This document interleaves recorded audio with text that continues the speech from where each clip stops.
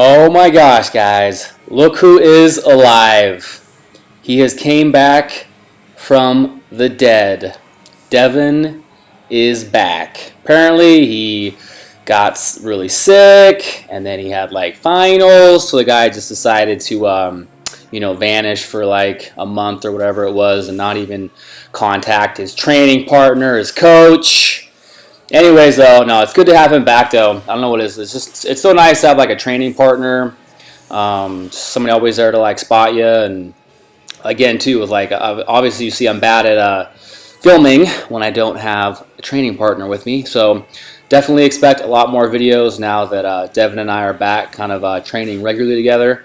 So this was us on our last leg day. So this is our squat focus day that you guys have seen. Even with my back issue, I still am doing my percentages. So we're going through our 70%, 2 sets of 5 here, and then we'll go through our 80%, 2 sets of 3, and then finish off with a 90% for at least 3 reps.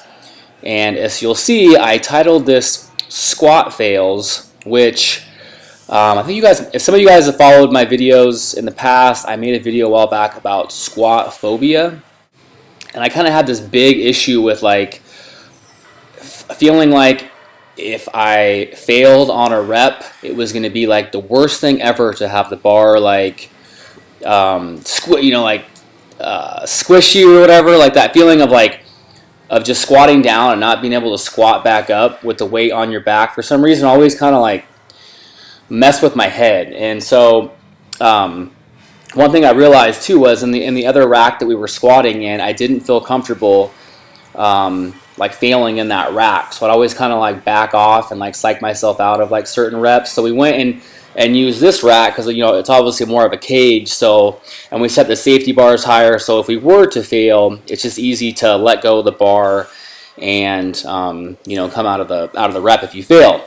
So that's what's great about this. You're going to see in the end here, both me and Devin fail on our last reps. So I kind of got that feeling of like what it feels like to dump the bar off my back from failing on a rep. So now kind of going forward, I know I'm like, oh my God, it's not that bad at all.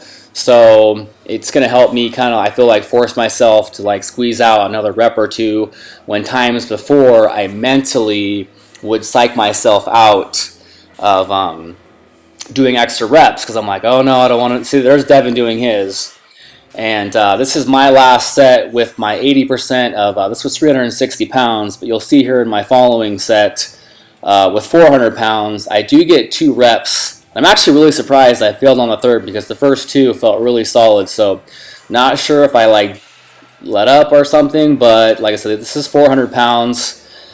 First one felt really good, so I was like confident going into my second rep, and the second rep here felt really smooth. So again, I'm like, oh man, easy, I got 3 here, but as you'll see, I only get about halfway up, and then now I just stopped. So it was just easy though to dump the weight, and so I feel like I got that kind of phobia off my back, and we're gonna start using these like caged squat racks. So again, I just feel fine like dumping the weight off my back if I fail. Moving on into the leg workout, one thing I've kind of adjusted to is just trying to do, I guess this is kind of a hybrid of a straight leg deadlift. To me, it feels more like straight leg deadlift, but for me, it's just focusing on using a lighter weight and just really focusing on the stretch and the contraction in the hamstrings. I just feel like whenever I really try to like overload these movements with a ton of weight, the low back always just kind of wants to compensate and take over for the movement. So you start taking off the stretch and the contraction in the hamstrings. I just feel like doing a couple sets of lighter weight, straight leg type deads. I just feel like I get so much more bang for my buck. In my hamstrings are just literally like filled with blood after doing these. Whereas before, I feel like trying to go like super, super heavy, I feel like my low back just almost wants to take over the weight, and I don't really feel like I'm getting much out of my hamstrings. So that's kind of why I'm doing more of a lighter weight with those. And then after this, we moved on to some heavy leg press. I think we went up to like 12 reps on these. Who's digging the red Spider-Man-esque Under Armour compression pants.